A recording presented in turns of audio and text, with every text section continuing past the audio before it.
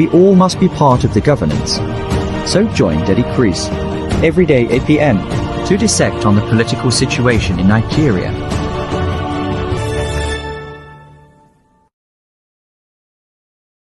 Cool. My name is Daddy Kris and this is the Sunday Politics Show. I'm coming to you from the Srtv desk here in London. Today is a great day. I wish all of you happy Sunday. I'm not going to try, so I'm going to take it very easy today, but except that my guests might not. Well, as you know, this is the show where we try to dissect on the political situation in Nigeria. We're going to go further to look at the situation in Africa. That's something I'm looking forward to do. And sometimes I may zero on a state. It's really strictly politics. And sometimes politics here in the UK. So we will be looking at that. But tonight is a very special one. Tonight, as you can see on the screen, is the way forward. I'm looking for way forward, really. Way forward. And what are we talking about? The current situation, economic situation challenges in Nigeria is weighing on every one of us. As you know, the moment the president was sworn in, put a stop to the oil subsidies. Mixed feeling. We all agree that's the right thing to do. Maybe when and how is the issue. But I want to remind you Nigerians that perhaps there will never be a good time for that to happen. Goodluck wanted to do it, it was trouble. Buhari wanted to do it, it was trouble.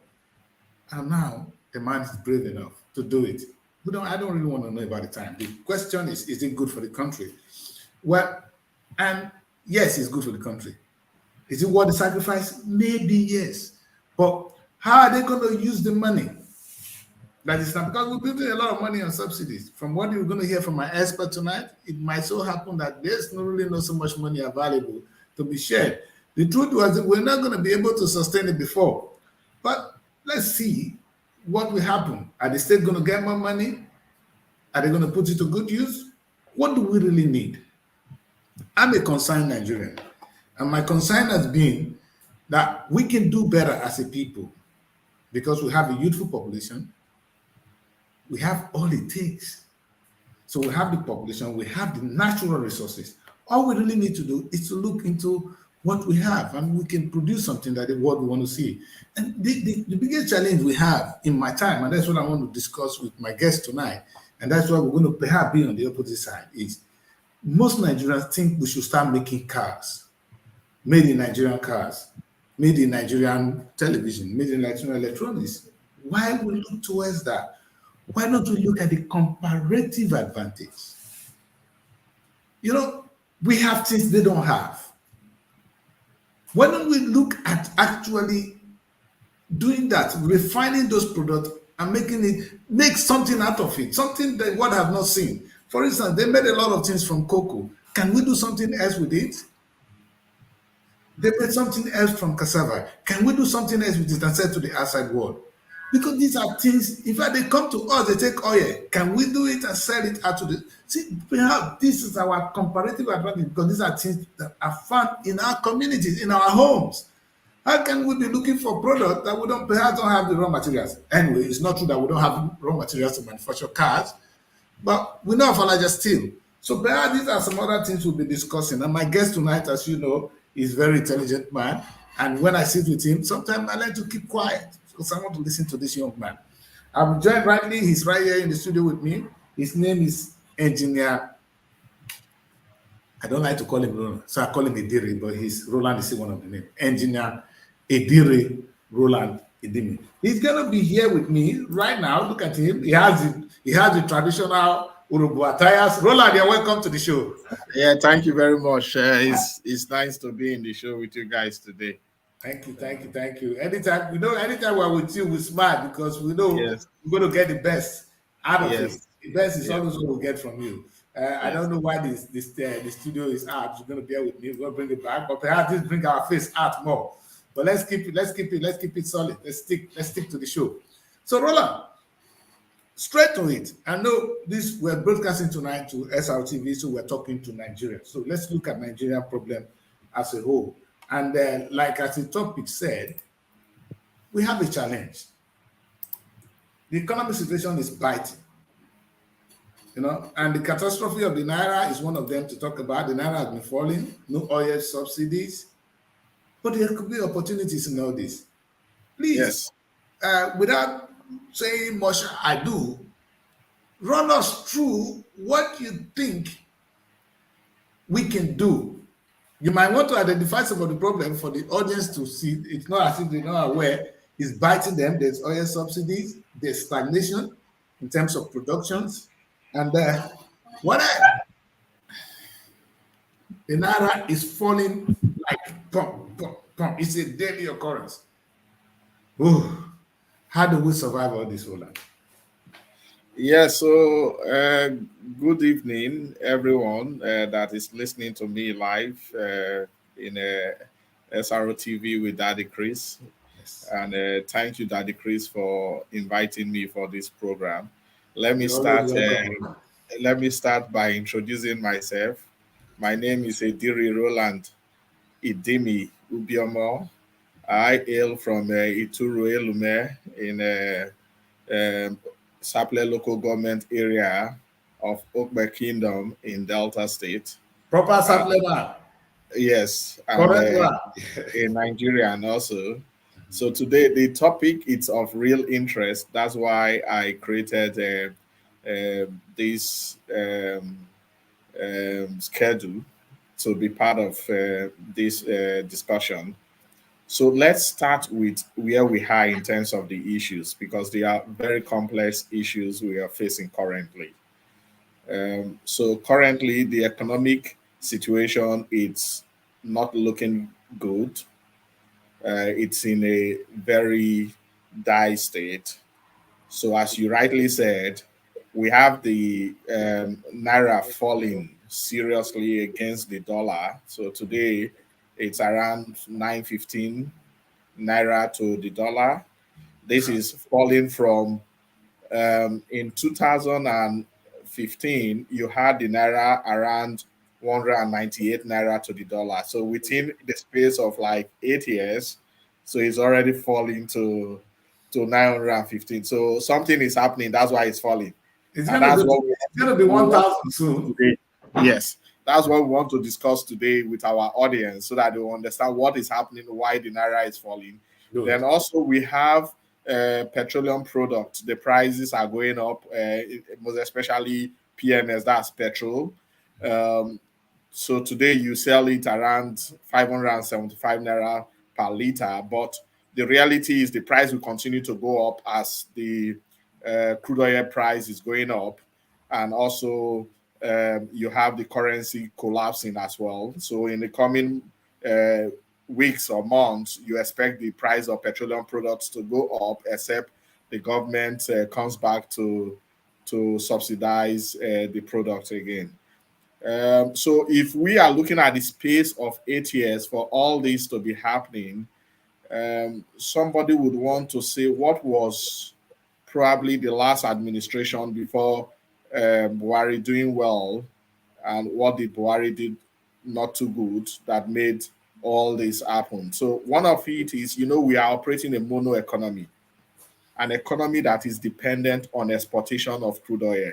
That is how we make So our dollar. it's good for them to understand that we operate a mono economy. What does that Yes. mean? So then What one thing we do, we Yes. say, oh, yeah, not even refine. We Yes. just take the crude and we sell. That's the only thing Yes. that makes us money. Yes. So let's get Yes. that clear. Go on, Yeah, sir. so as a mono economy that we just, produce crude oil and we export it to make dollar. So the dollar we make, the amount of dollar we make determines how stable our currency will be invariably. So if we are making less dollar, then there will be a lot of pressure on our currency, then the value will be dropping. But if we are making more, then there will be less pressure in the currency. Then expectation is the So currency will be in stable. other words, it's like when you go to secondary school, for those of them that did economics in secondary school, it's international trade. When your Yes. import and your export, if your import is small, your currency Yeah. will be solid. Yes. If your import is more, your currency will go down. But if your export is more, you'll be standing with the grid. You know that? So That is in other correct. words, the solution, one of the solution may be export, exporting what Yes. doing more. So what the last administration, that's the Goodluck administration, did correctly, they boost also the production of crude oil. So during their time, Nigeria was comfortably the number one producer of crude oil in Africa, and that also helped in generating a lot of revenue from our foreign exchange. Then another thing that is critical, apart from boosting the production of crude oil, they also executed some multi-billion dollars projects in the oil and gas sector. And this is very key, the multi-billion dollars project. And where do you have them? So you have more of this project in the deep water. So if you are able to harness some opportunities in the deep water oil field and get some of these international oil companies to pump in some multi-billion dollars in developing some of those fields, then you will invariably have a lot of dollar into your country. So if, for instance, you have the Era North Phase 2, which is a multi-billion, let's say, for instance, $10 billion project being executed. So even though you retain 40% of that, that's direct investment, foreign direct investment into the country, the expectation is all that will help to boost your economy. So that government, and even before that government, so you had the Obasanjo government did a lot of deep water projects that attracted a lot of multi-billion dollars investment into the country through the deep water project. So you had Obasanjo time, he did the Bunga field development project, he did the Agbami. So all these are multi-billion dollars projects. And Yaradua continue in that steed to boost production and also to attract those investment, multi-billion dollars investment into the country. And Goodluck Jonathan also sustained it. But the last project which was executed during Goodluck Jonathan, the deep water project, was the Egina, the total Egina project. That's like $16 billion investment. So when that investment came, it also helped in boosting our economy. But immediately after that project came to an end, there was no new project. Throughout the period of President Muhammadu Buhari, there was no deep water project, developed. There are no multi-billion dollars project developed in the oil and gas industry, and that impacted our access to dollar. So that's one of the core reasons why, there are a lot of pressure on the naira. And you see, since our economy, it's a mono economy that is dependent on the oil and gas industry. If the oil and gas industry is not performing, you don't have manufacturing, you don't have other industry to show up dollar revenue, then there will be big problem. The Buhari administration had some opportunity that were not harnessed. There were opportunity that up to $70 billion investment that would have come in. So you had within its period, the Bonga Southwest, which is like $16 billion investment that would have happened. Then you also have the Bonga Southwest is of Shell. Then you also have the Zaba Zaba of Ajib, which is like $15 billion investment that would have come in. Then you have the Owowo for ExxonMobil, which is the phase one is like $6 billion investment. Then you have the Preoway investment, which would have been for Total also. All these I have mentioned, they are roughly $40 billion investment. So if we were able to unlock those investments and those projects took place during that administration, then they would have been able to attract a lot of, foreign direct investment and also make a lot of dollar revenue that will stabilize our economy. But that is not the situation. And without that, then it is difficult. One blunder the government made was to revise the PSC contract. So the government calculated that, okay, we are making about 2 million barrels of crude per day. If we revise the PSC contract, that's the production sharing contract that governs the deep water field, and we increase the tariff, the fiscal terms, so that government makes more money from the 2 million barrel we are producing, then the government will be able to get more revenue. But there was a mistake there also. The reason is when you increase that tariff and also increase the fiscal terms to favor the government, then it would discourage the investors from putting in more investment into new projects, which would have also attracted, billions of dollars to the country. So that was a big blunder they did. And immediately they did that, most of the companies that we are planning to develop some of these projects that would have attracted, dollar into our economy, they suspended their projects, and it was a very sad situation for the country. And one thing the audience need to also understand is the production of crude oil cannot be static. It cannot be static. So even though you come into government in 2015, for instance, and we are doing 2 million barrels per day, you cannot sustain that 2 million barrels per day if you are not developing new fields and increasing that production. So by pressure requirement, by the pressure which the wells deliver, the wells will be dropping pressure. So your production will continue to reduce. As a fact, in estimate, your production could be reducing by 15% every year. So if, for instance, within 10 to 15%, if, for instance, you're doing 2 million barrels per day in 2015, and you do not bring up new fields and develop new projects to increase your production, within the space of 8 years, your production would have dropped by like 800,000 barrels per day. And that is how the Nigerian production also, where we are relying on to make revenue from dollar, the production has also dropped drastically to, today you're talking about like 1.2 million barrels per day.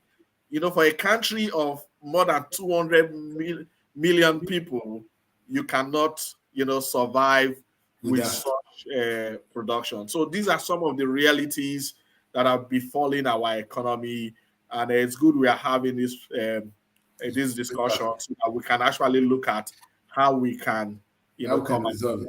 Yeah, before we look at that, perhaps one of the things you highlighted, which is really important, is pointing out some of the mistakes, or perhaps the lack of the initiative to attract those foreign investors who would have helped us to boost the economy, no matter the situation, so that at least if the oil was not with the mono economy, if it's not there, this investment would have helped us. But again, it's still going to be for some time. If we don't, there must be need to sustain it.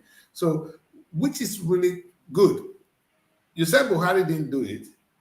Can this government do something like that? If so, what are the opportunities you foresee before we move on to what the main thing? Because you've made it clear that there are two ways. This is what we're going to, which we have survived in the past: oil production, and the only way we sustained that was that we attracted foreign investors, and which the Buhari government did. And again, they increased the tariff, which again discouraged investors. Right now, what do you see opportunities with this current government?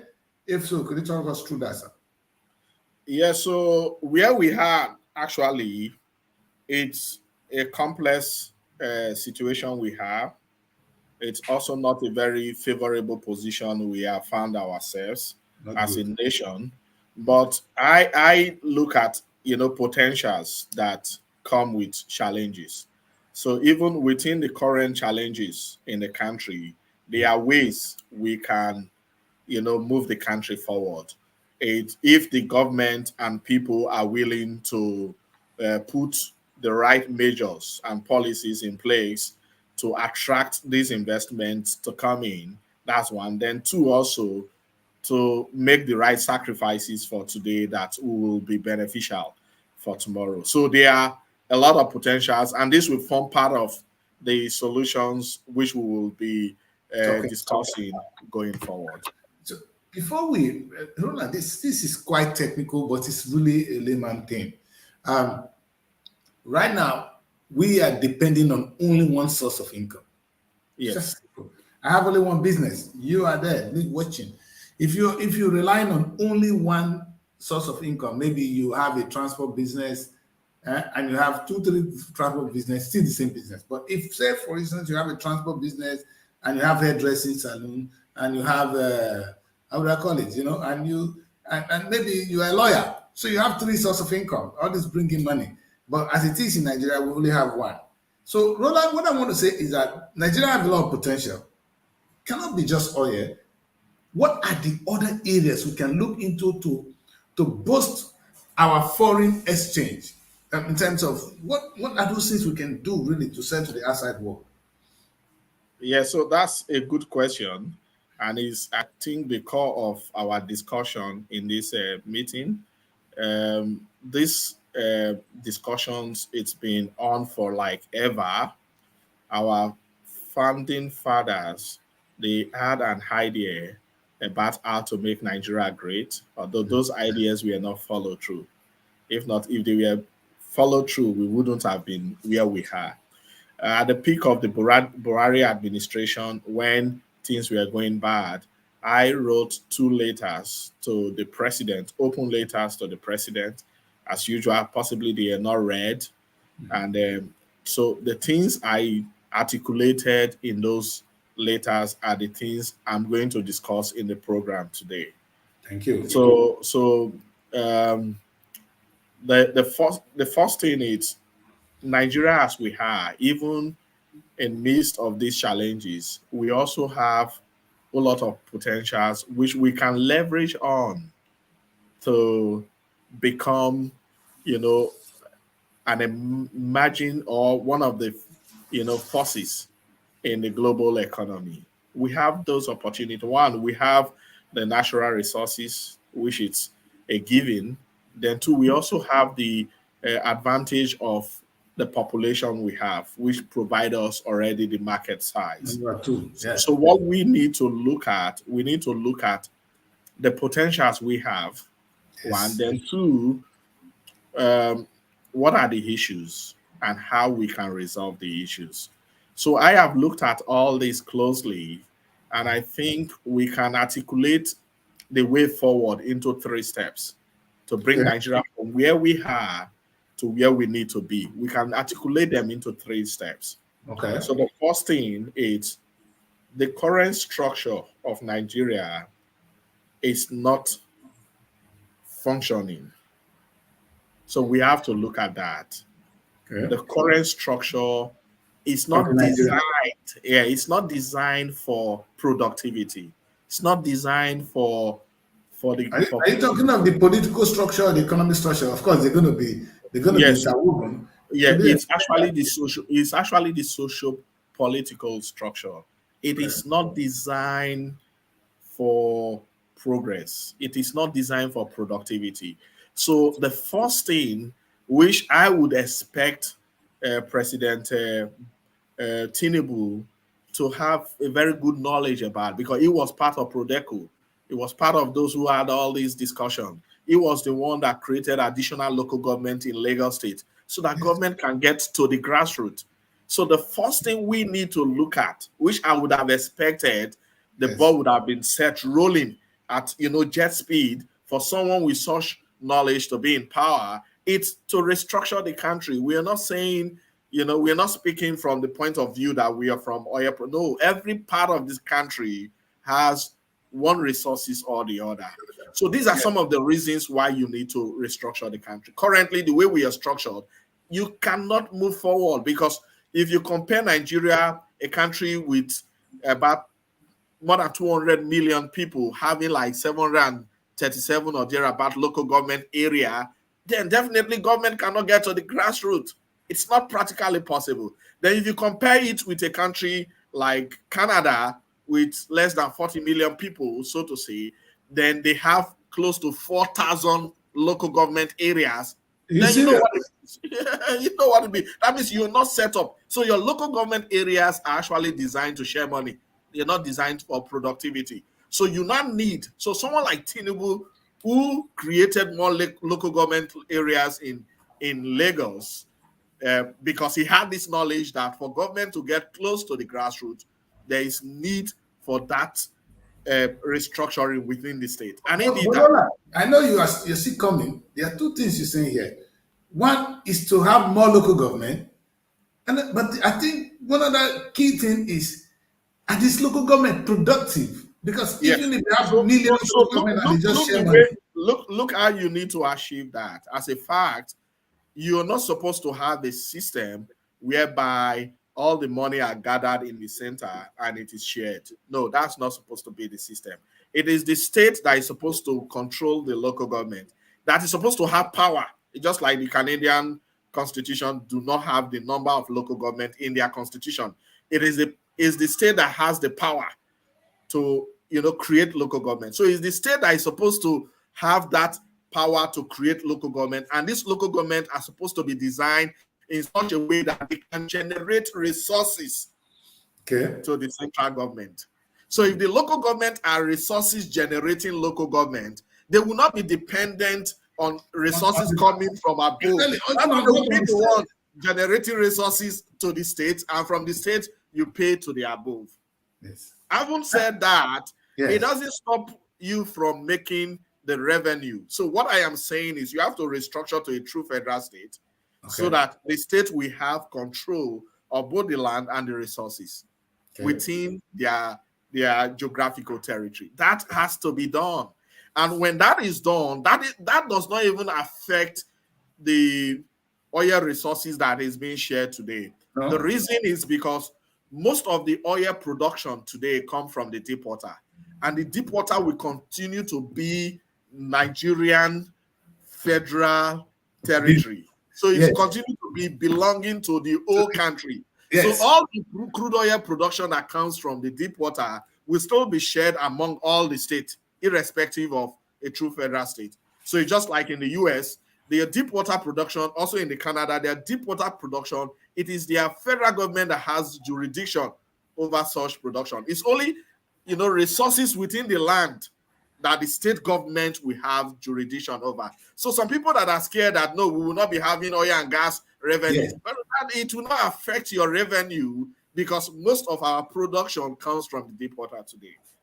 Roland, this is so important. When we talk of restructuring, people always look at it. Oh, we want to have those of us in the South or people that are producing things are looking for to a way where they can control what they have. But that is not the case. The country is actually shortchanged with the current system because, like I said, look at Niger State alone. If Niger State is given the authority, to create more local government and cultivate their land, they probably feed the whole of Africa. They will feed the whole of Africa in reality. That is the reality. And let's put it at the right context. Yes. The states that are some of the richest states potentially in Nigeria are seen today like some of the poorest states. So you take an example with a state like Kogi.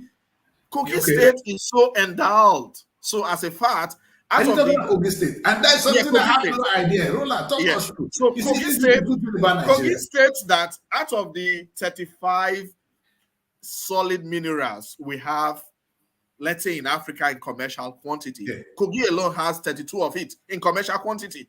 Hallelujah. It has iron ore. The iron ore deposit in Kogi is one of the largest in Africa. But yet, such a state cannot, move forward, cannot develop. So if you allow the state to have authority over the resources in their land and pay royalty to the central government, they will be able to bring in investors, articulate plans that they will use to harness the resources of their land for the good of the people and for the country. So when the states that make up the federation, when they are healthy, they are rich, then the country as a whole is also rich. No, in fact, Roland, what you're saying is so simple, really. The federal government cannot do all the businesses because they don't even know what is available in some of the areas or even how to tap on it. They don't even have the manpower to do so. They rely on the local government who are now sleeping because local government in Nigeria is just a place where you just share some native money. They remain. That's what's good to them. They remain. The government was taking everything. So look at what you just mentioned. I never knew Kogi State have that. Kogi State is one of the richest states in Nigeria. Then let's come to Ondo State. Ondo State can arguably be said to be like the richest state in the country. So as a fact, in Africa, Ondo State has the largest deposit of bitumen in Africa. Bitumen is what they use for construction of road, and Nigeria imports emulsion bitumen. When you have one of the largest deposits in your state, if you go to Ondo State, you don't need to excavate to see their bitumen. When you go to their bitumen reserve, all the surface is bitumen. But yet, such a state find it difficult to pay salaries of workers. So we cannot move forward. This is the irony of all. This is the irony of all these states. How can, like I said, it doesn't make sense. And the federal government, what are they holding on to? And now they are carrying all the blames, having all the trouble. Why? What is this? What is keeping us where we are now? So let's put it at the right perspective. US cannot move forward if they are operating the same structure which we operate today. No, they will not. People will not be leaving Nigeria to travel to Canada for better life if Canada is operating the structure we operate today. So the first thing which I expect the current president to have very good knowledge about, because he was part of POLTICAL. So the did was how to go to make sure they have a good electoral system, how to vote so that our vote will count. Yes, you see them giving themselves credit for a count that will never be counted. You know, so what a shame. And without I have mentioned a state in the Middle Belt. I have mentioned a state in the Southwest. Let's now also go to even Southeast.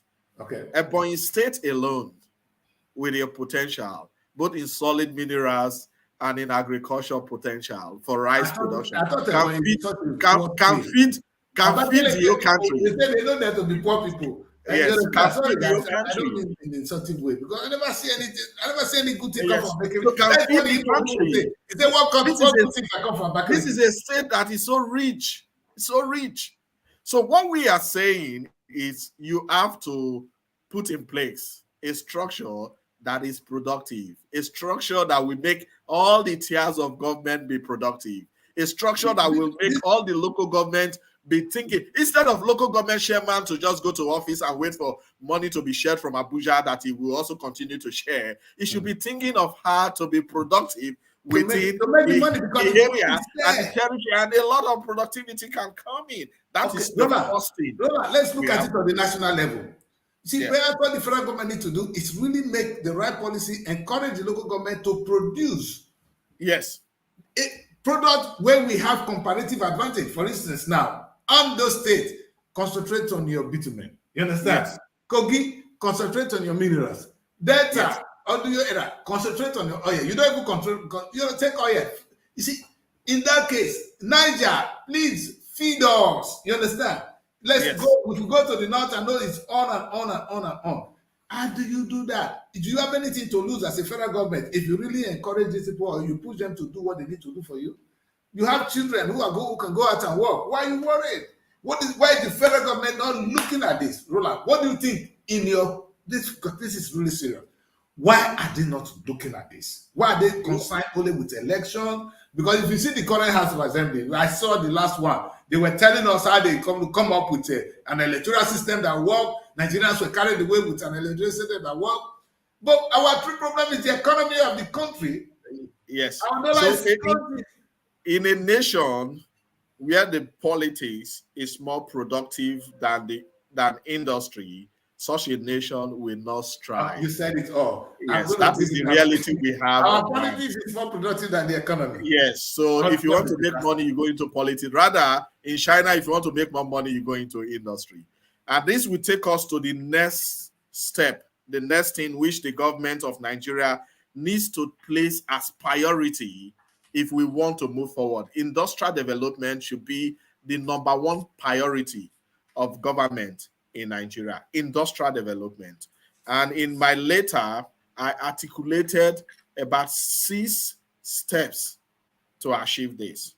6 steps for the Nigerian Industrial Development Master Plan. That is what we need, because we cannot continue to survive just depending on one product, crude oil. Roland, we have to diversify our life. Roland, I'm going to let you weigh in on this, and this is interesting. But so that we put this in perspective, I really want the audience to go home. Perhaps they're going to go home and fight our government and make them make the right decision. Roland, if we're going into industrial development now, are you talking of producing those things we have, or we want to start to produce what we don't have? Because perhaps there is another thing, Africans, which is what the last time I was on NTA, this is the only thing I said to them. Why don't we concentrate on what we have, which is what you have just mentioned? You've highlighted few states. You mentioned Kogi, you talked about Ondo, and we know Lagos is doing well. You understand? If these people, I cannot see when I look at River State, I can imagine with all the riverine area what they could be doing. Roland, when you talk of this industrial development, are they in line? Because I'm going to let you throw light on them. Are they in line with what we have? So that we don't look at competing with the white man on what the white man have. Let me put it that way. There are things we have, they don't have. Yes. Yes, okay. Let me listen to that. So that is a very good perspective or good question. So what we need to move forward as a country, it's just one thing we have to give priority to: industrial development. That should be the priority of government in this part of the world. One of the reasons is we are strategically positioned both geographically and geologically to develop industries. So those are the two main things we have to look at. So we have advantage geographically. So if you look at where Nigeria is located in the map of Africa, you are positioned in a place that has access to the Atlantic Ocean. That is your geographical advantage you already have. So you have to maximize it for, industrial development. That's one. Then two, geologically, your geology has a whole lot of solid minerals and a whole lot of oil and gas resources. So that's another advantage you have for industrial development. So if a small country like Singapore, for instance, that has, very good geography, because they are located in that ocean gate of Southeast Asia. So they are in a very good geography. But if you compare their geology to us, we are far more advantageous. Of course. Because they do not have the type of, mineral, natural resources we have. And their landmass is so small, but they are like, one of the superpowers. They are well placed. They are in the center of the world. Yes. So what we need to do as a priority, and this should be the language, as a fact, when you get your industrial development right, every other sectors of the economy will just, align and become, productive. But the industry, if you do not get it right, then that's the problem. I will list the step by step which the government of the Federal Republic of Nigeria needs to do to achieve this goal. Let us go, Roland, because the step by step you need to do to achieve these goals. And it's not rocket science, it's not complex. Yes. No, Roland, this is so sweet. Knowing that we are where we are strategically well located, geographically. Yes. Because things can move. Yes. Where we are. And geologically is resources, which is what I was talking about. So when you add these two, nobody should be able to compete with us.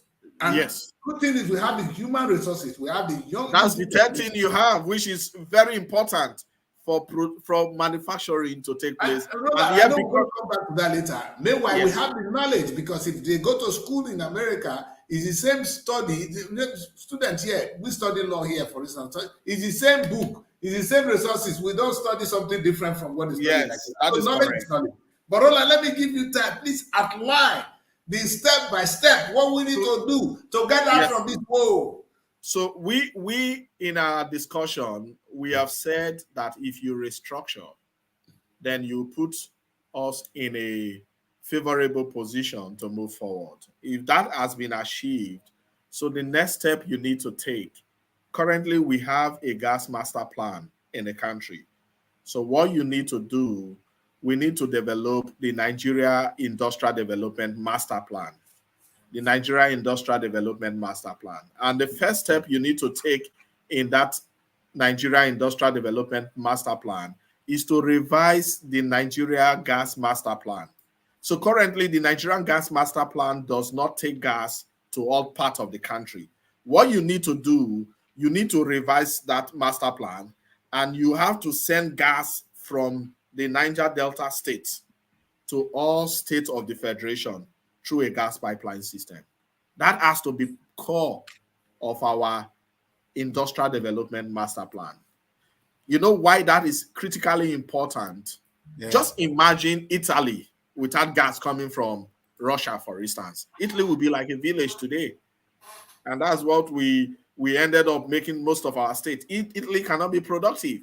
Yes. Austria and some of these European countries cannot be productive if you do not have gas from Russia being supplied to them. So we need to design our industrial development master plan in such a way that there will be gas flow from all parts of the Niger Delta state that has a whole lot of gas deposit, and from the deep water in Nigeria, there has to be a gas pipeline system that flows gas. And the reason is that gas becomes the source of energy to drive, gas to power electricity and also to drive manufacturing process. So the way you want to design, let me even land. The way you want to design your gas master plan and your industrial development master plan, when the gas is moving from the Niger Delta, for instance, and moving to this state, it should not be moving to just anywhere. And this is the second step you need to take. Okay. The federal and the state government, they need to sit down. Each state of Nigeria needs at least a minimum of 5,000 hectares of land mapped out as industrial city free trade zone. Minimum 5,000 hectares of land. So, for instance, I talked about Ebonyi State, for instance. So when you have your gas pipeline going to Ebonyi State, it's not going to the government house. It should be going to Ebonyi State Industrial Development City. So that industrial development city will be master planned to be able to receive the gas pipeline as source of energy, and also it should be laid out for manufacturing companies to be able to set up and run manufacturing process. Those are two steps I have mentioned so far. You can go on with your question. So my question is, if we're gonna do this industrial, I'm not gonna go deep into the industrial development master plan yet. Let's leave that one. But you talk of the gas, how it should be wired around the country so that it becomes productive. But what we're doing with the gas at the moment, Roland? What can we do with our own gas?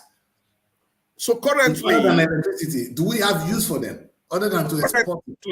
Currently, bulk of the gas are being fled, so they are burnt away. So if you go to the deep water in Nigeria, if you go to Agbami, you go to Usan, Chevron Agbami, ExxonMobil Usan, you go to Akbo, you go to Egina, you go to Bonga, you will see torchlight, like a torchlight in the middle of the ocean. They are just burning gases that you can harness and use to drive manufacturing in Nigeria. Okay. So they're just burning them off. So what the government needs to do is to harness those gas resources and construct a gas pipeline system. So they have to master plan it. This will not happen overnight, but it's going to be in phases. They have to master plan it that each state of the federation will have a gas pipeline going there. Yes. And it's not just going anywhere. It should be going to the free trade zone. The free trade zone set up in all states as a minimum.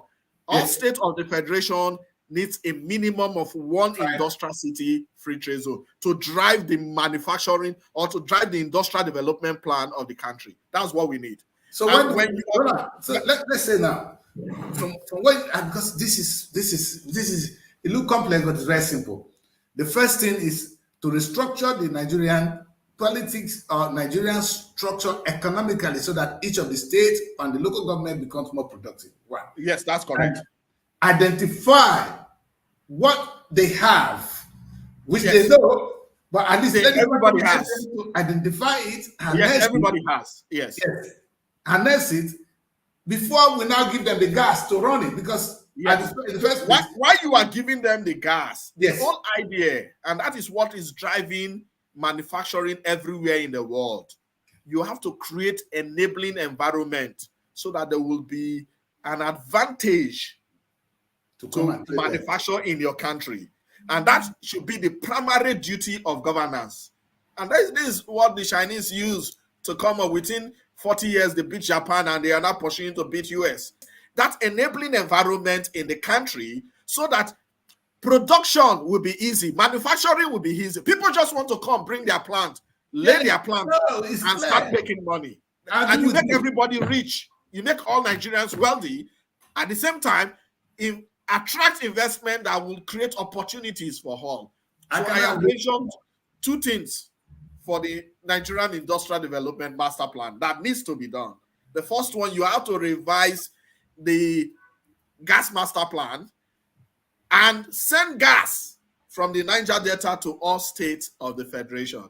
And the gas pipeline, when it's going to the states of the Federation, it should not just go anywhere. It should be going to their industrial cities, free trade zone. Free trade zone. And let me just throw more light on that. The industrial city free trade zone, the way it should be conceptualized by each of the states, as a minimum, you need 5 districts. The ones that have access to the ocean need 6 districts. So as a minimum, you will need the oil and gas district, which is where you receive the gas into the industrial city.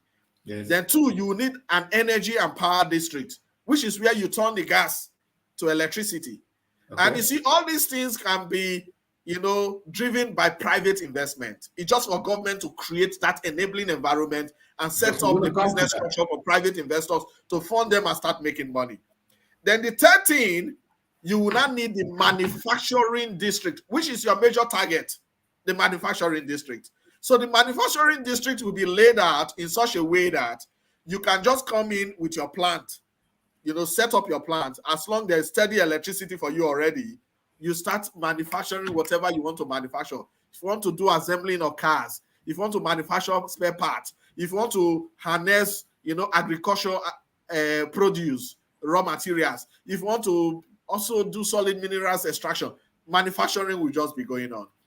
Then the fourth one, for those who have access to the ocean, you need jetty and port terminals where you export your produce. So those in the south states and some of the western states, they have access to the ocean. So you can export through the jetty and marine terminal. Then the fifth one, you will need a business district. You need all the states to have a 3D model of their industrial city, where the business district will be like the Dubai business district. We, propose skyscrapers for different investors to come and set in. If you develop the model, nobody will beat you. The UAE we see today is growing by their model. Then finally, you now need a residential district that will provide security. Yes. I think, Roland, your question has attracted, I think your message has attracted one caller already. So let me take only this one first. I've not allowed the group to call in, but let's do this. Hello, this is Princess. Princess, hello. Yes, sir, I'm fine. Mr. Roland, thank you. We are doing this. Yeah, thank you. I want to ask you a question, sir. Can you hear me? Yeah, I can hear you. Yes, you talked about the Nigerian Industrial Development Master Plan. You've spoken so well about that, but how can it be funded? That is the question I want to ask, sir. Good. It's a very good one. How do we fund it? It's a good question. It's a good question. I will take that. Let me jump into that before I come back to the other steps. Yes, please. This is vital. Where's the money coming from? Yes. So just like other countries where crude oil is extracted, UAE, Saudi Arabia, they are what you call industrial development funds set in place specifically to develop industries in these countries. And Nigeria has to do the same. As a fact, what I would recommend to the Nigerian government is some of these things we are going to be discussing, as a minimum 10% of our revenue as a country should be set out to fund the Nigeria Industrial Development Master Plan. So whatever you receive as revenue, 10% should be set out to fund the pipelines we are talking about, yes, the industrial cities we are talking about, Then also we are going to talk about the agriculture development city. You cannot just have this soil in different part of the country and everything you see is just bush. Tells you there's something wrong with the people. We need to turn them to agricultural development cities. Ondo State is already doing that, which is a state every other person need to follow. If you're driving from for instance, Benin to Lagos, you see within Ore, Ondo State is planting rubber plantation, large expanse of land. And that is what we need to do in all the states of the Federation. They have to map out minimum 5,000 hectares of land as well to develop agriculture plantation or agriculture development cities. The reason is you cannot produce agro-allied raw materials that will be needed by the manufacturing companies or manufacturing factories that will be set up in your industrial city. That is the way we do it. So you're proposing, in terms of the funding, is every state, including the federal government, should at least set aside 10% of their revenue. To develop. Very important. And because right now, the state, they just receive money, they're going to tell us they have a plan to go and pack sand on the road. Yes. And they're going to eat a lot of food. Yes. Speak a lot of grammar. And that's it, without really the money given to you, sir. What is the plan? You share it to this local government, pay salaries. That's all you do. No single, this is what I keep saying, Rula. I ask those of them that call our former governor, very intelligent governor, I only ask one question. What has he done, that is bringing money to the state? None. And when you give these kind of ideas, and I think they're listening, Rula, they're listening, and you are blessing the country. Don't think it is you. This is important. Yes. So what we need to do... I'm going to ask you one important question there, Roland, before I let you continue. Because you have all this all figured out. Before I let you go on, because we're going to go on the break after you answer this, then we'll come back to it. You have all this figured out. The question I ask is, does Nigeria have the human resources in terms of capacity to drive this city? Because are we going to bring expertise? Because one thing I see, Roland, there, let's take it from the layman point of view. I said we'll go to Mecca. If we go, let's go to Israel. We go to Israel. Israel is known for producing good food. They can plant things and it grows, And that's how they turn their dry land into a great land now. It's one of land flowing with milk and honey. Actually, it was a dry land, because they have the human resources, the human capacity to do so. Do we have it in Nigeria? So let's get things at the right perspective. Okay. Nigeria has some of the most intelligent people under the sun. I'm not saying this as a Nigerian.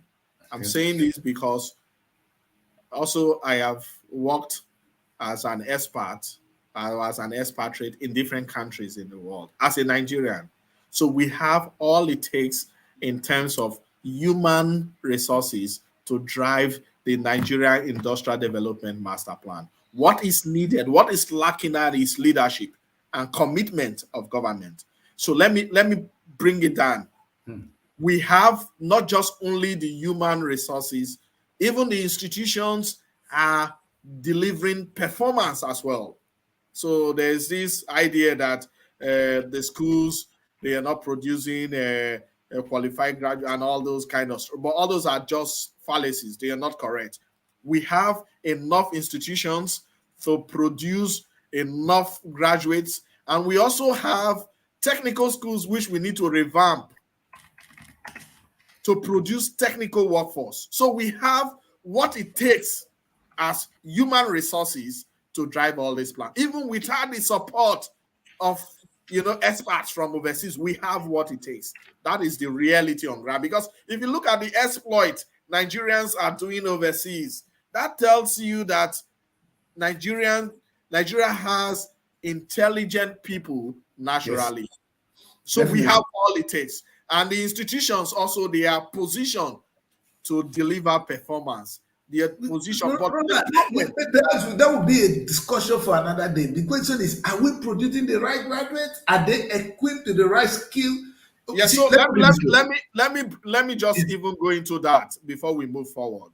Okay. That I said earlier that if you do not make industrial development your priority, every other sectors cannot be productive. including the academic institutions. They cannot be productive. They cannot deliver quality and standard if there are no industries to employ people who graduate from this standard for them. Actually, to set the standard. Yes. So let me break it down quickly before we go on the break. So the difference between here and the developed society is not the school, it is the society.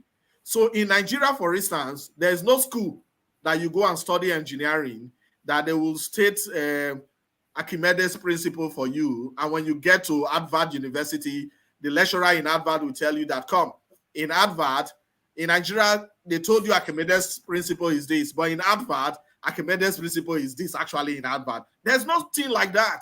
But the difference is when you school in Nigeria and you graduate, there are no industries that will employ you to continue to practice what you have learned in school and develop experience and the rest. So that's not the problem. And when you are in the UK, there will be industries that will employ you to practice, and that is where you develop skills and experience. I like that, Roland, because if the institutions are producing graduates and there are no, and the industry do not, say for instance, this is what happened. I remember back then, Alaja Steel was ready to consume some students from Auchi Poly. Now the school knew they had to produce graduates that would fit into that standard. Do you understand? So we are producing graduates with no purpose. In other words, there's already market that is. Brother, how do you go to school? You go to school to learn something that will be useful to a particular people. Yes. All right. Now, Nigerian education system, they are not producing people that will be useful to the Nigerian society or the Nigerian industries. There are no industries. So that's the pathetic situation. Let's go on a quick break, Roland. So what we lack tonight, what I'm taking down here is lack of leadership. Let's go on a quick break. When we come back, I don't know about you, I'm enjoying any time I have with this young man. Roland, thank you. We're going to go on a quick break, and I'm going to give them something very disturbing. When we come back, we'll continue this. Don't go. Yeah, thank you very much.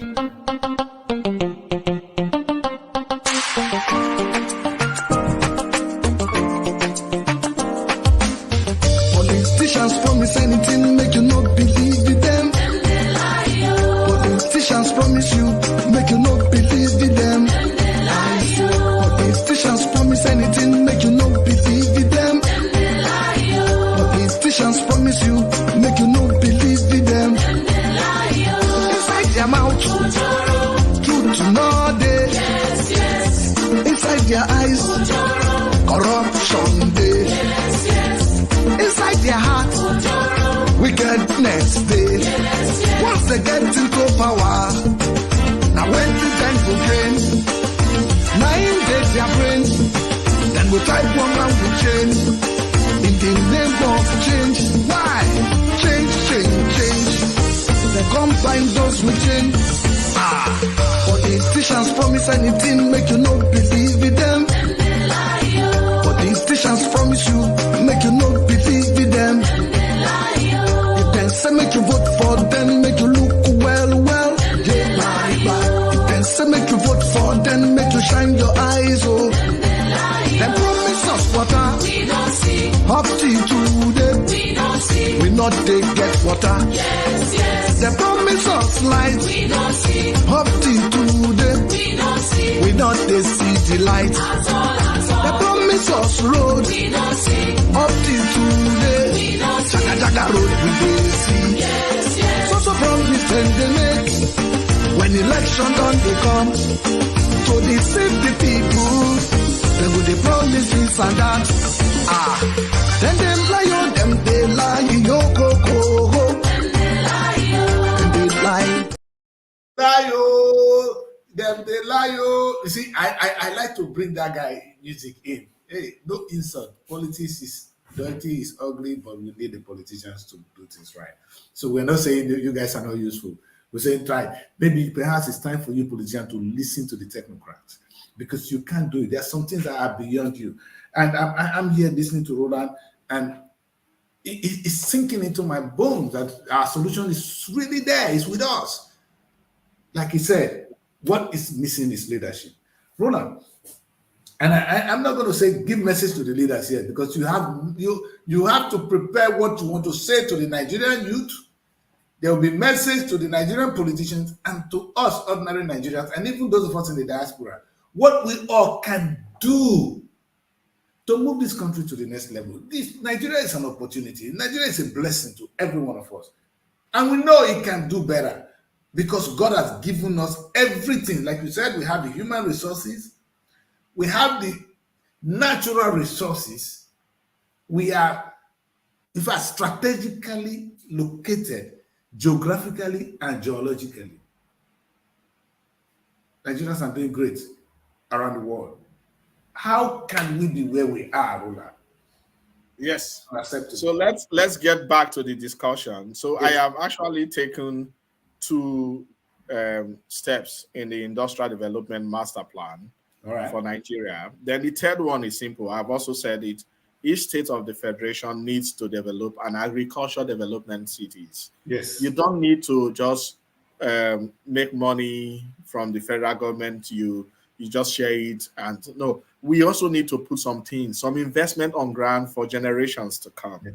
And one of the ways to do that is to develop agriculture plantations and agriculture development cities. You know, the other time I talked about the restructuring so that the local government can be productive.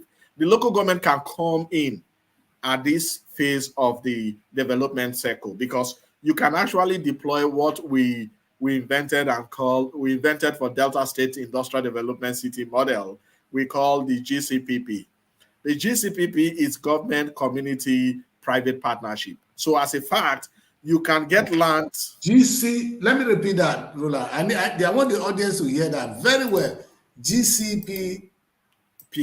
That's it, GCPP, government, community, private partnership. So what it means is for government to now develop these agricultural plantations and agricultural development cities, you can actually partner with the communities and they will provide land at no cost to the investment initially.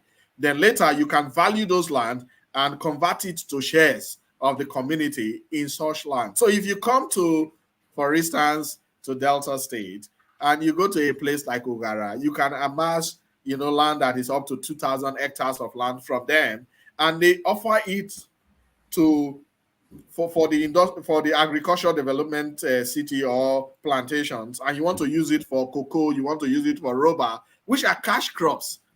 So finally, when you develop that investment model and you put that agricultural plantation in place, and these plantations, they come to maturity. These are raw materials which the manufacturing companies and industries that will be set up in your industrial cities will buy from. It makes agriculture, a value chain that is complete, because then you have off-takers that will be ready to off-take your agricultural produce, and then you have manufacturers which are off-takers and that will use the agro-allied resources for manufacturing purpose. So that is an important aspect of the development cycle of this plan, which all state needs to put into serious consideration. That's the third one. Then the fourth one, which you need, is logistics, which is what they've been struggling to do. You also need a lot of logistics infrastructure to be able to move goods around within the industrial city. So ultimately, the way you want to design the Nigerian logistic network is for a lot of interaction between the industrial city in Lagos to the industrial city in Kano, so that they can move materials around. Then ultimately, you're looking at your logistic, both from your railway system, your road transportation system. Then finally, you're looking at your air transportation system, and you will be looking at your marine transportation system.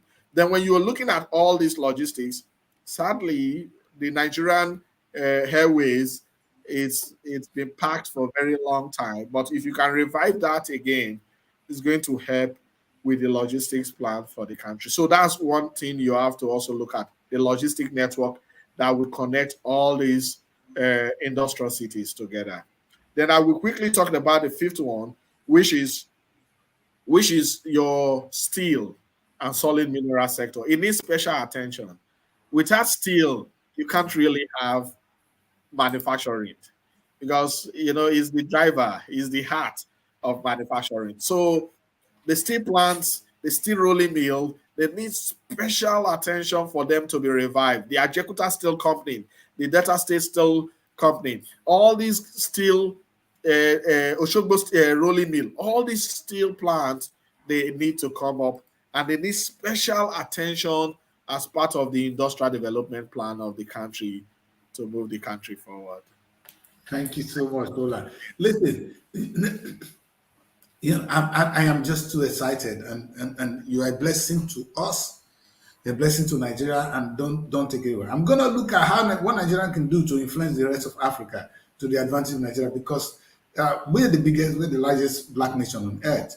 So meaning we have a continent on our shoulder to carry along. If Nigeria fails, the rest of the African continent fails, and by extension, the black race is a failure. And that's something I always try to push across. But before we go into that, which I see rather political aspect of it, let us go back. You're saying the restructuring, because it's why you're teaching me something new.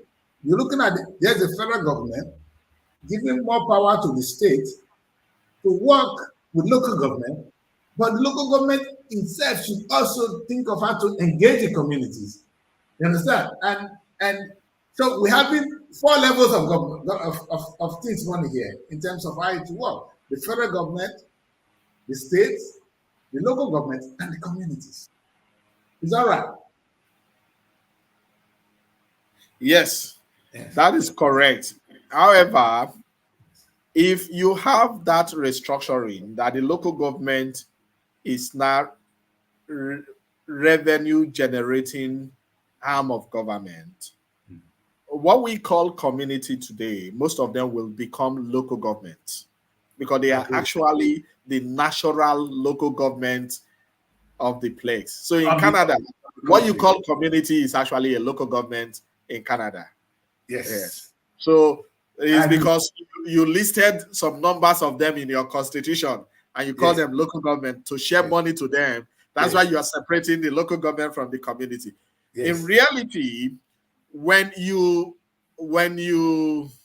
ultimately restructure the country, and the local government is structured in such a way to be productive, more of what we call communities will now be able to have, by virtue of an act of government, to become a local government of its own, because then it can harness its resources, it can create its wealth, and it can now develop some basic infrastructure needed at that community level for development. So a local government can build a school, a community also government can build a school, a community government can set up a plantation where it can plant, all kinds of cash crops, and set up, export or trade mechanism to sell those cash crops to industries that needed them to generate revenue, to sustain the community, and develop pipe-borne water system for the community, develop electrification for the so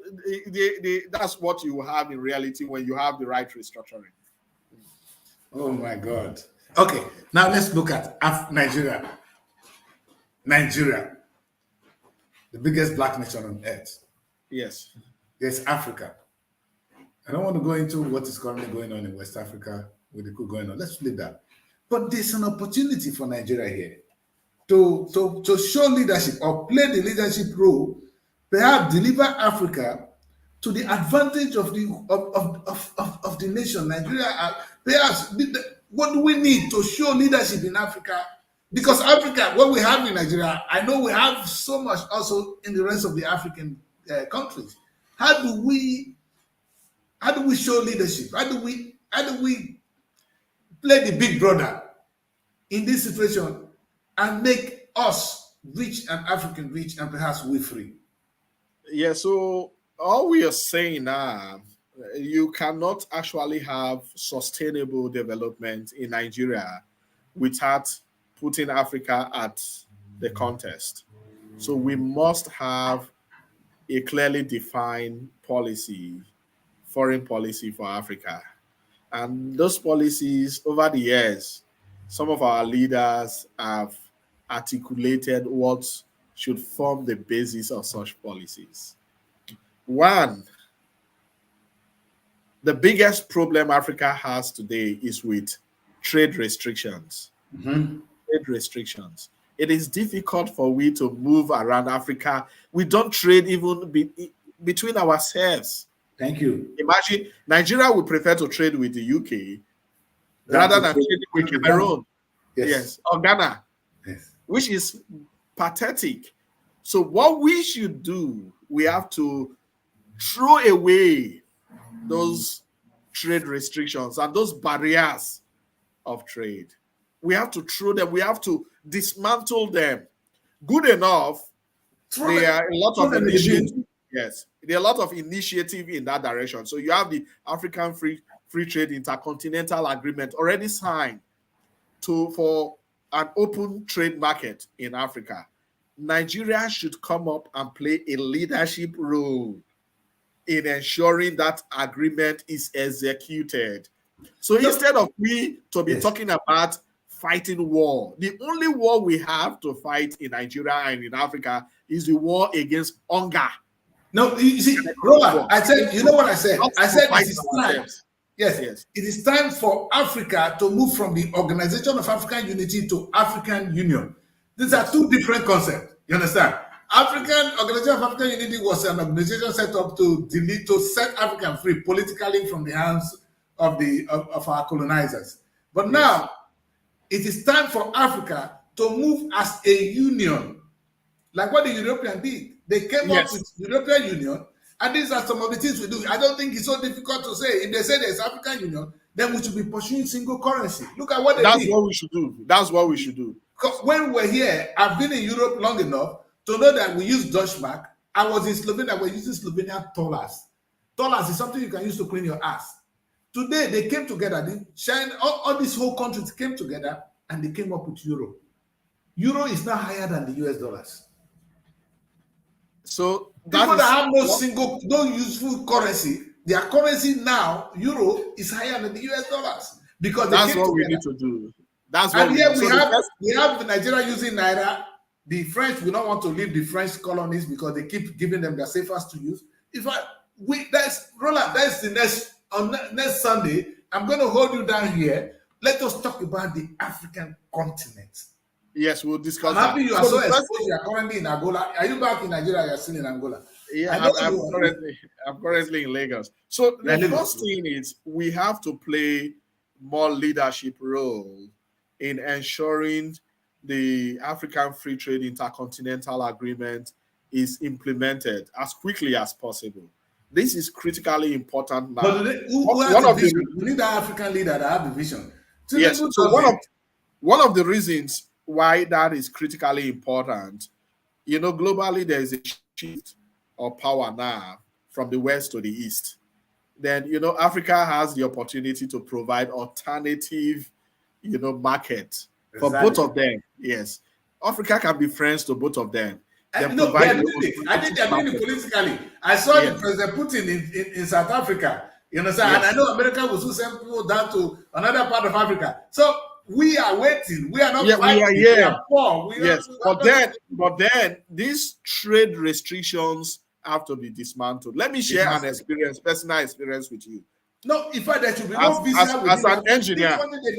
What they did in Europe is there was free movement of human beings. That is what we need to do. Europe to the other. Yes. You understand? And what happened? This is what happened to us here in London. The jobs we were doing in London before, there was some job I won't do. When the Europeans came, the people from Romania, they came and they took all those jobs. You understand? So there was no shortage of human resources in the UK. Right now, because they moved out of the EU, now they're coming back to us, which is an advantage, and we are dancing. We should be celebrating because now they need some of us. That's why they have this new tier system of now bringing migrants to come and work in the UK, which is to our advantage. So we should be there. We should be ready to provide the alternative. So what we have to do, I want to share a personal experience. Okay. For instance, as a Nigerian, I had a job in the UK as an engineer. It took me 5 days to get 3 years work permit in the UK. 5 days. Okay. But to get 1 year work permit in Angola, it took me about 3 months to get 1 year work permit in Angola. Are you serious? So that's the reality we are facing in Africa. Then to make matter worse, expectation is, you see, I look at what the president of Kenya is doing and his team. They're providing leadership in Africa. Nigeria should be providing leading role in trying to, create an open market opportunity in Africa. This is very vital now. It's most important. Most especially, we are talking about the Nigerian Industrial Development Master Plan. Your immediate market is Africa, because by the time you start manufacturing, you should be able to start shipping all your goods to most of these African countries. So that is important. Then the next thing is the currency. The currency is an issue, serious issue. As a fact, because of the currency issue, when I was in Angola, I came up with a business idea, which we are working on now. We are working on the Africa forest trade. That's Africa forest.trade. The whole concept is to enable us to be able to exchange money directly from one African currency to the other. Because right now, I was in Angola, I needed Kwanzaa, but I had Naira. I cannot change my Naira to Kwanzaa. So what I need to do is to change my Naira to dollar and dollar to Kwanzaa. But we don't need to be following such ridiculous routes that restrict trade. African leaders, most especially Nigerian leader, needs to take leadership now in ensuring that our African, policy is well defined, and we have to pursue it with a lot of aggression. Most especially now that you see our currency getting weak. As a fact, if you do the things we're talking about, you provide that our weak currency an advantage to us, because by the time we become a manufacturing-based economy, people want to buy with our currency that is weak, then the goods we are producing from Nigeria will be far cheaper than goods from everywhere in the world. What it means is, as long as our quality is competitive with the goods from China and the goods from the US, it means nobody can compete with us, because people would rather close their plant in the US, close their plant in Europe, and even in China, and buy African goods that are of the same quality and cheaper from Nigeria. That's what we should be pursuing.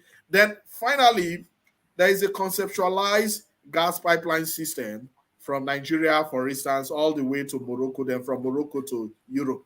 That is a project we also need to pursue, because it's going to generate revenue to the continent. And as a fact, the leaders of Africa should be thinking of how to work that pipeline system backward, so that it starts all the way from Angola. Instead of Nigeria, that pipeline system can start from Angola, move through the ocean to Morocco, then from Morocco it cross over to Europe. So these are 3 core development plans which the Nigerian government needs to focus on going forward. Thank you so much, Roland. You see, Roland, next week, if you please can join me, I want us to focus on Africa, because 90% of us in Nigeria don't understand what Africa means for us. You understand? I mean, I'm happy you are pointing it out, but we're going to spend a full day on that, because I think for Nigerians, it's better to travel to Africa than to Europe. They don't understand that. We don't understand that. A whole lot of opportunities in Africa countries, a whole lot of business opportunities.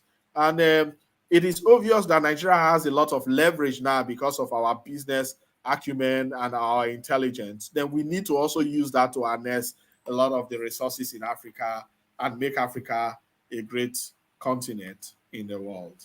You see, Roland, like I said, we need a full day on that, because I'm going to leave you, but I'm going to just let you throw a little bit on this. Just quickly, before I let you go, I'm taking a lot of your time this beautiful Sunday. So you go and you have your Sunday rice. I'm going to try and do one myself. Roland, just a few days ago, the Indians, they're nowhere. You cannot underrate India anymore, because they've been able to launch. They are there now. You understand? But in Africa, what are we doing? We are fighting tribal war. Let me put it that way, because the leadership tussle in this in the West African zone now, is growing. The military are taking over because the only thing Nigerian government concentrated on, which is try to vote, the vote has never even worked. Not at the local government level, to think of the federal government. As we speak, all cases are in court, trying to decide whether who won and who didn't win. That is what we spend energy, our resources on, not actually on these key areas that is going on. Whereas at the same time, India, they are up there. Where are we, Roland? How can where we're going? How will our children look at us? So the reality is that there's no nation in the world that can develop using foreign technology. So what we are discussing about Nigeria, the core about the Industrial Development Master Plan is to develop an indigenous technology. So what you want to look at in Africa, it's African technology for Africa by Africans. That is the only way Africa cannot be talking about moving or going to the space. You cannot move to the space with foreign technology. So what we need to do in Africa, you see, there are some countries in Africa, they've had some infrastructure development in terms of buildings, road network and bridges. But the gap is still you are calling the Chinese to build that for you, which is a gap. Or you are calling the Americans to build that for you. So for we to move forward, it has to be African technology for Africans by Africans. That should be the core. So the Chinese were able to achieve that with what they call Plan A63. As soon as they implemented the plan, and why did they implement the plan? They made a research to compare themselves with the Japanese. They realized that the Japanese are small but powerful. China is big, but they were not powerful. So what was our problem? The problem was traced to one root. Japanese had their indigenous technology. China never had. So since that time, China started pursuing, the plan 863 to develop and now they've attained that level of technological development. If you come to Lagos, just to prove the Chinese might to you, 5 years ago in the street of Lekki Ekpe Expressway, what you see are European trucks. You see Mack, you see Mercedes, you see Man Diesel.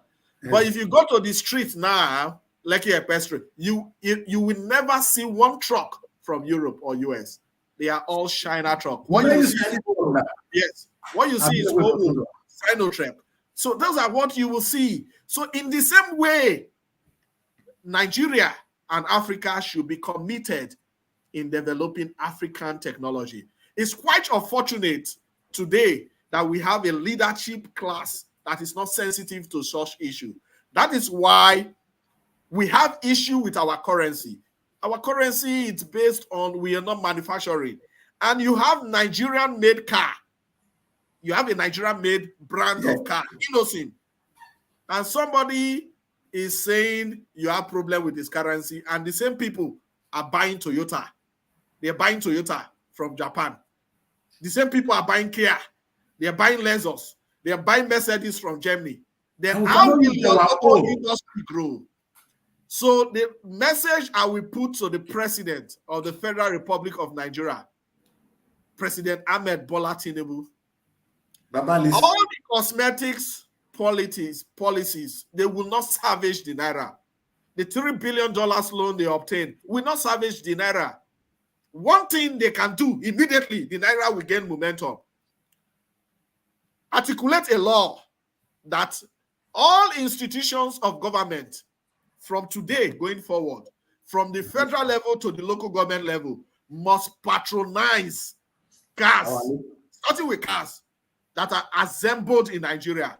Within a month, you will see the Naira gaining momentum, because what you will see invariably is manufacturing in Nigeria will just be increasing.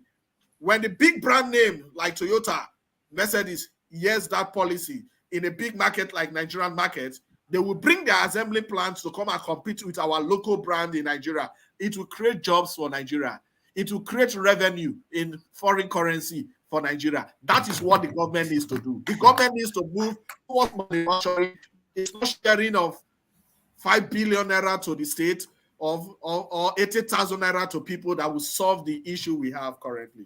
I think that's the final message I will put forward to the government. In fact, you said it all. And that goes to cement your earlier statement that our politics is more productive than our economies. You see, let us, President Tinubu, rather than thinking of who is done wrong or right, let us really concentrate on what Roland just said. How about we consume what we produce?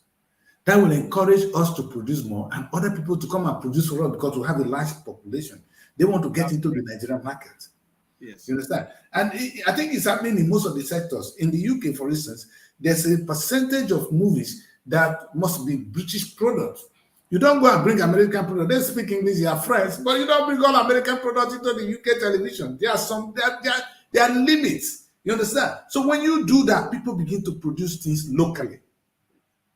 And that encouragement to get people to produce rather than taxing them more, like what the former government did, please. Roland have just said it all. Roland, listen, we're going to have this again because I think you have a lot, and I didn't want people to call it because it will not be so.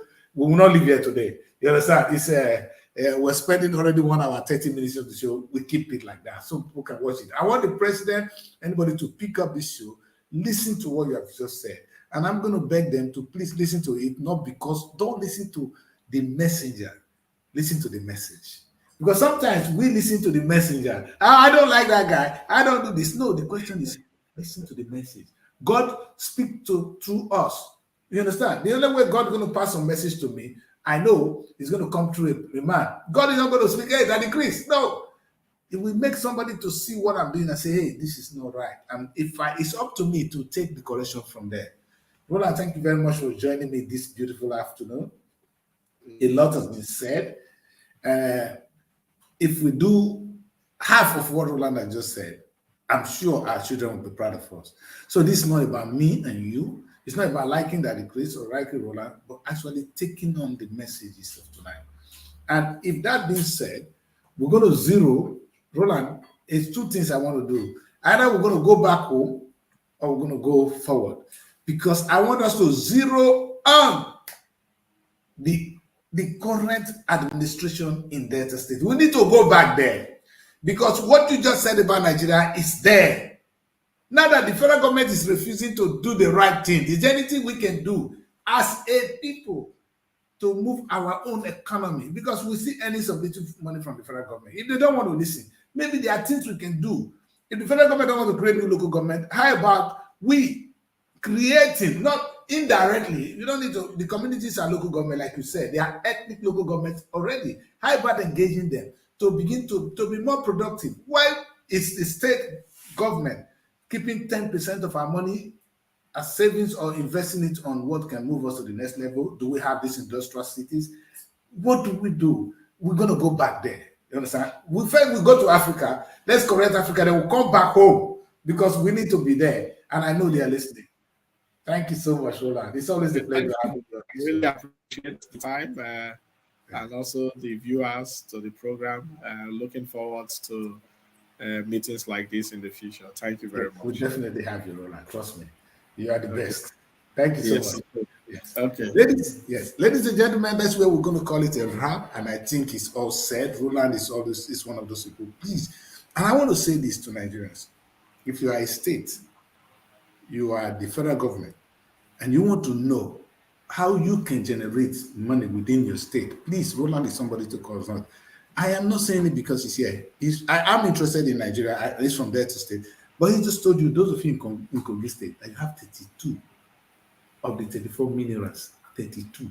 Here you go to bed hungry. Ondo have the best, and now they're doing some few things. They have bitumen. What are you doing with it? How can a state like Ondo State be hungry? It doesn't make sense. You know, those of you in those states, you know you were the one producing this oil, red oil. Right. So then they took it to Singapore. What are we doing, my people? Are we going to keep doing this, or we're going to move to the next step? That's a question we need to answer now. And we need to make our government answer it. And those of you who are so-called lawmakers, please let the focus move out of how the next election is going to be free and fair, because we are not used to free and fair elections. Perhaps we can deal with that. But let our governance be on the economy, how we can compete with the world globally. You can do it. Together we can do this. Ladies and gentlemen, I'm going to call it a wrap tonight. And I want to say to everybody, sorry that I have to come your way this beautiful Sunday, but I think we've got something to learn from this kind of shows. I am happy to do this, and this is what I call the politics show with IDIMI Kris. It happens 2 days a week, and on Sunday is always a heavy one. Maybe on Wednesday you see me doing some freestyle, getting angry with the system. But I'm happy to have an intelligent person like Roland always, every Sunday, to talk about this. Stay out of trouble. Have a beautiful day. I'm about to go out to the Notting Hill Carnival. It's happening right here in London. If you are there, I'm coming. If you're not there, hey, pick up your things. Let's go and have fun. Good night, and God bless you.